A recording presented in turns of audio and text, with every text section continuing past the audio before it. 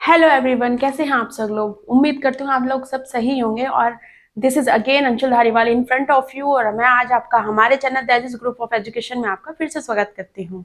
अगर आप वीडियो पे नए हैं तो वीडियो को लाइक, शेयर और सब्सक्राइब कीजिए। मैं यही बोलती हूँ कि मेरी वीडियो को देखने के बाद लाइक कीजिए और वीडियो को स्किप मत कीजिएगा, क्योंकि आज का टॉपिक बहुत ही ज्यादा इंपॉर्टेंट और बहुत ही ज्यादा इंटरेस्टिंग होने वाला है। आज का हमारा टॉपिक है बीटा ऑक्सीडेशन इन फैटी एसिड्स। ये पार्ट किसका है? ये बायोकेमिस्ट्री का पार्ट है। तो आइए हम अपना लेक्चर स्टार्ट करते हैं। वीडियो को स्किप मत कीजिए, क्योंकि अगर कोई भी स्टेप छूट जाए, क्या पता वही आपके एग्जाम में आ जाए। तो हम स्टार्ट करते हैं अपना topic, beta oxidation of fatty acid. ये जो प्रोसेस होती है बीटा ऑक्सीडेशन की, वो दो ही चीज में होती है। फर्स्ट ऑफ ऑल आ जाता है आपका साइटोप्लाज्म, सेकंड आ जाता है आपका माइटोकॉन्ड्रिया। ये जो प्रोसेस होती है ये दो में होती है, first mitochondria and second cytoplasm.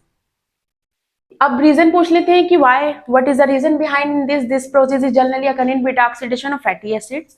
तो रीजन ये है कि एनर्जी लेवल को इंक्रीज करने के लिए बीटा ऑक्सीडेशन में साइटोप्लाज्म और माइटोकॉन्ड्रिया में ये क्या प्रोसेस होती है? इंक्रीजेशन ऑफ एनर्जी। अब इसकी डेफिनेशन देख लेते हैं। Oxidation of fatty acid is beta oxidation. जब हम फैटी एसिड का ऑक्सीडेशन कराते हैं उसी को क्या कहा गया है? बीटा ऑक्सीडेशन कहा गया। ओके, नेक्स्ट आ जाता है इसके स्टेप्स। अब हम इसके स्टेप्स के बाद में बात करेंगे जो आपके एग्जाम में आपको रिप्रेजेंट करना होता है कि क्या कौन से एंजाइम यूज होंगे, कोई कौन से को एग्जाम यूज होंगे और क्या क्या इसमें प्रोसेस होने वाली है। सो हम अपना स्टेप स्टार्ट करते हैं। सबसे पहले आ जाता है आपका फैटी एसिड्स। फैटी एसिड्स में हम आपका फैटी एसिड आ जाता है। फैटी एसिड्स में हम एक एंजाइम लेंगे जिसका नाम है एक्टिव एंजाइम थायोकाइनेज। ये क्या है? एक एंजाइम है। अगर हम ये एंजाइम लेंगे, ये एंजाइम इसमें इन्वॉल्व होगा, तो उसके बाद ये किस में कन्वर्ट हो जाएगा? एसाइल को एंजाइम में। जब हम फैटी एसिड लेंगे उसमें अगर हम एक एंजाइम लेंगे इन the process of in the cytoplasm, cytoplasm में ये प्रोसेस हो रही है, ये आप याद रखना कि ये प्रोसेस किस में हो रही है? Fatty acid converted into acyl को एंजाइम साइटोप्लाज्म। और एंजाइम कौन सा यूज किया गया है इसमें? ये क्या है? एक्टिव एंजाइम थायोकाइनेज इसमें यूज किया गया है। अब ये एसाइल को एंजाइम है। अब ये एसाइल को एंजाइम को हमें कहाँ लेके जाना है? हमें इसमें लेके जाना है माइटोकॉन्ड्रिया में। माइटोकॉन्ड्रिया में दो लेयर्स होती है, इनर मेम्ब्रेन और आउटर मेम्ब्रेन। अगर हमको एसाइल को एंजाइम को इनर मेम्ब्रेन में ट्रांसफर करना है या फिर भेजना है तो हम इसको डायरेक्टली नहीं भेज सकते। इसको हम भेजेंगे किसकी हेल्प से? इसको हम भेजेंगे कार्निटिन की हेल्प से भेजेंगे। ये एसाइल को एंजाइम किसकी हेल्प से जाएगा? ये जाएगा acyl carnitine with the help of carnitine. इसकी सहायता से ये जो है इनर मेम्ब्रेन ऑफ माइटोकॉन्ड्रिया के अंदर क्या करेगा? एंटर करेगा। ठीक है, और ये फिर किस में कन्वर्ट हो जाएगा? एसाइल को एंजाइम कन्वर्टेड इनटू मतलब एडेड इनटू कार्निटिन। ये इसके साथ क्या हो जाएगा? इसके साथ ऐड होके इसके अंदर एंटर करेगा। ऐसा नहीं है कि ये डायरेक्ट पहुंच जाएगा। क्यों नहीं डायरेक्ट, क्यों नहीं पहुंच पाएगा? क्योंकि जो माइटोकॉन्ड्रिया की लेयर होती है वो कैसी होती है? परमिबल मेम्ब्रेन होती है। इसी वजह से ये इसमें डायरेक्ट नहीं जाएगा with the help of carnitine. अब जब ये इसमें ये क्या है? ये माइटोकॉन्ड्रिया की लेयर है। जब ये कार्निटिन और एसाइल को एंजाइम इसके अंदर एंटर करेंगे तो ये किसकी उस लेयर है? माइटोकॉन्ड्रिया की।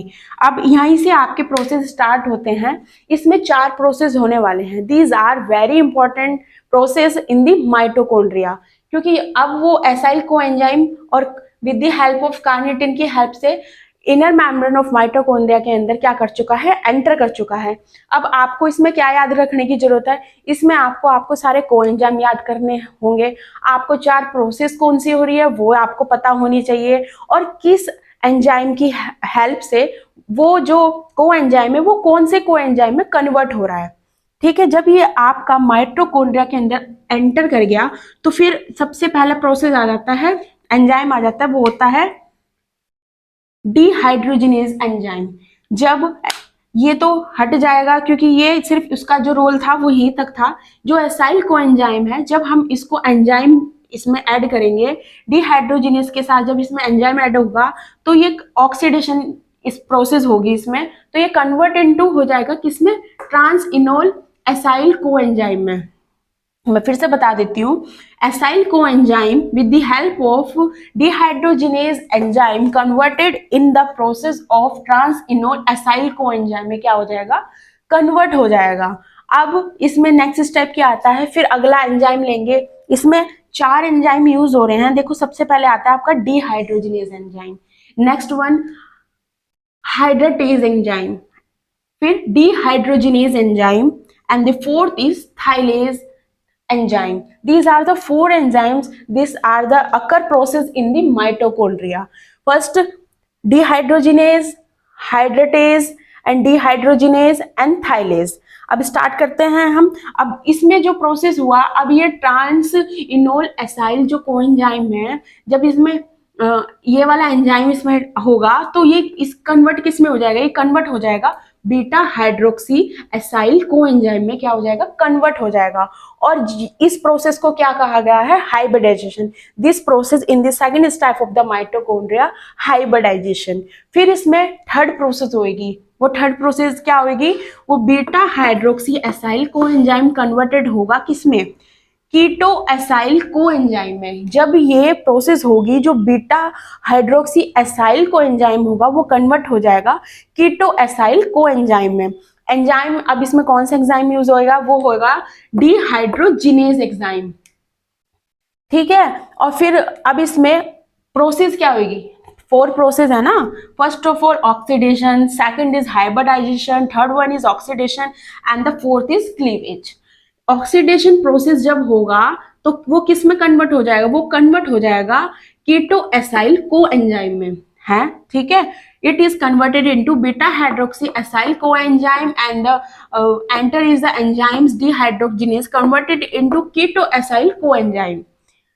उसके बाद जो हमारा नेक्स्ट प्रोसेस होगा वो होगा क्लीवेज। जब ये कीटो एसाइल कोएंजाइम हो जाएगा, वो 2 पार्ट्स में डिवाइड हो जाएगा।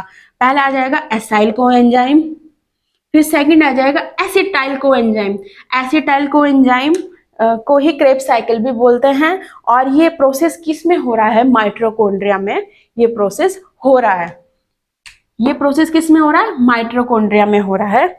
और ये जो स्टार्टिंग की जो फर्स्ट स्टेप था वो किस में हुआ था, वो हुआ था हमारा साइटोप्लाज्म में। साइटोप्लाज्म में जब ये acetyl coenzyme converted into acyl CoA और कार्निटिन, किसकी हेल्प से ये माइटोकॉन्ड्रिया के इनर मेम्ब्रेन में एंटर हुआ, with the help of carnitine. ये क्वेश्चन आपसे पूछ सकते हैं। और क्वेश्चन ये भी आ सकता है कि ये प्रोसेस जनरली अकर बीटा ऑक्सीडेशन किसकी में होती है, तो क्वेश्चन आ जाता है तो उसका आंसर क्या है, साइटोप्लाज्म एंड माइटोकॉन्ड्रिया। रीजन क्या होता है कि एनर्जी जो रिलीज होती है, इसी वजह से एनर्जी को इंक्रीज करने के लिए ही बीटा ऑक्सीडेशन का रिलीज होता है। फिर oxidation of fatty acid, oxidation जब फैटी एसिड्स का हम ऑक्सीडेशन करते हैं उसी को ही बीटा ऑक्सीडेशन कहा गया है। अगर आपको मेरे टॉपिक से रिलेटेड आपको नोट चाहिए तो वो मैं आपको टेलीग्राम पे प्रोवाइड करा दूंगी। और आज के टॉपिक में सिर्फ इतना ही। उम्मीद करती हूँ आपको लेक्चर बहुत पसंद आया होगा और मिलते हैं आपसे अगली वीडियो में। थैंक यू, शुक्रिया आपका बहुत बहुत।